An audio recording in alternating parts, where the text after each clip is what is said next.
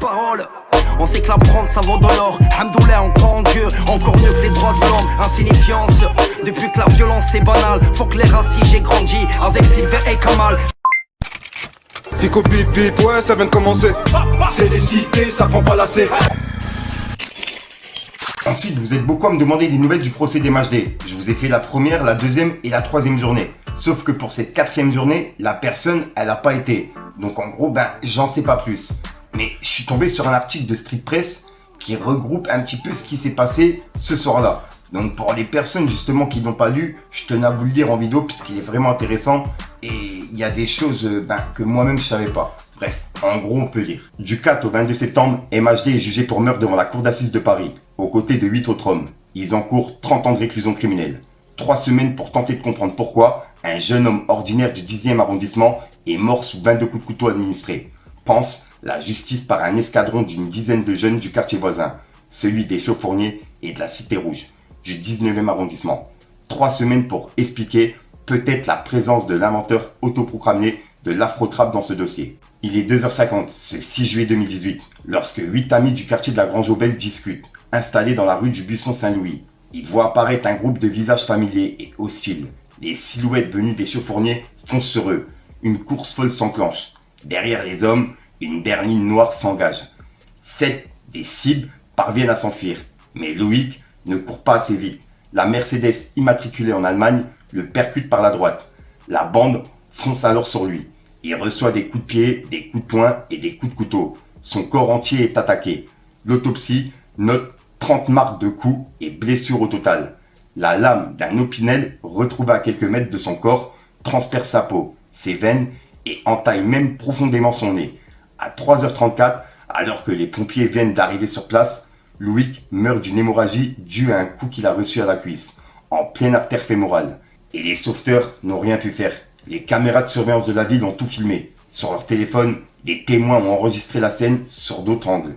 Les agresseurs ont presque tous rabattu une capuche sur leur crâne. Ne reste que cette silhouette à la teinture blonde, voyante, et dans la bouche de certains témoins, 3 lettres, MHD. Un homme, en particulier, originaire du quartier de la Grange-aux-Belles, assure sur procès verbal avoir reconnu le rappeur. Les enquêteurs recueillent les témoignages, mais n'inquiètent pas le rappeur immédiatement. Il leur faut d'abord analyser les vidéos. Minutieusement, ils comptent le nombre de silhouettes, leur attribuent une lettre, déterminent les actions de chacune. L'homme noir aux cheveux blonds est désigné comme l'individu D pour les agents de la police judiciaire. Sur une vidéo tournée depuis une fenêtre qui donne sur la rue Saint-Maur, il note que 3 coups de pied provenant de l'endroit où l'individu D se trouve partent en direction de la victime. Puis D se faufile à travers les autres agresseurs pour s'extraire du groupe. Il se positionne au milieu de la chaussée durant 11 secondes et regarde ses amis poignarder à plusieurs reprises la victime sans réagir. Puis il se dirige vers les pieds de la victime, attrape ce dernier par les jambes et le tire en arrière sur une distance d'environ 1 mètre. Lorsqu'il repasse à la hauteur de la victime, déjà inanimée, il lui assène un grand coup de pied avec sa jambe droite. D tente alors de remonter dans la Mercedes, déjà remplie. À pied, il s'enfuit alors vers le boulevard de la Villette. Le 15 janvier 2019, MHD est arrêté dans son appartement à Neuilly-sur-Seine. Pendant sa garde à vue, les enquêteurs lui présentent les soupçons qui pèsent contre lui. Si les témoignages sont importants, l'utilisation le soir du meurtre de la Mercedes noire immatriculée au nom de Mohamed Silla l'est encore plus. C'est sa voiture qui a transporté les agresseurs et percuté Loïc. Le soir des faits, je n'étais pas présent sur les lieux, a-t-il répété à la juge d'instruction tout au long de l'enquête. Le rappeur qui, quelques mois avant le meurtre, s'est produit au festival Coachella, véritable consécration pour un artiste français, explique être allé au bowling le soir du 5 au 6 juillet 2018. Vers minuit, il dit s'être rendu à la cité des Chaux-Fourniers pour traîner entre amis. Comment le nom du rappeur le plus en vogue de la scène française s'est-il retrouvé associé à ce dossier judiciaire? La teinture blonde? On est plus de 20 à la cité à en avoir une, répond-il aux enquêteurs. Le survêtement édition limitée Puma, marque dont il est ambassadeur, je reçois un ou plusieurs colis chaque semaine. Ça m'arrive de distribuer aux gens de ma cité. Dès que j'arrive à la cité, j'ouvre le coffre de ma voiture, soit c'est moi qui donne, soit c'est les gens qui servent directement. Quant à la berline incendiée dans la foulée du meurtre, le 6 juillet est retrouvé à quelques centaines de mètres, dans le 19e arrondissement. MHD dit également la mettre à disposition de ses connaissances, de la Cité Rouge. Depuis son interpellation, Le rappeur ne cesse de nier son implication dans le meurtre de Loïc. Libéré sous contrôle judiciaire qui l'empêche notamment de se rendre à Paris le 16 juillet 2020, après 18 mois de détention provisoire à la prison de la Santé, MHD a depuis repris le chemin des studios et il a officialisé son retour en 2021 avec son troisième album Mensa, qui a depuis été certifié disque d'or. Et il a publié son dernier single Lika le 4 août dernier. Contacté, ses avocats n'ont pas souhaité répondre à nos questions et indiquent garder pour la cour d'assises leur ligne de défense. Reste ce déferlement de violence indéniable et l'incompréhension.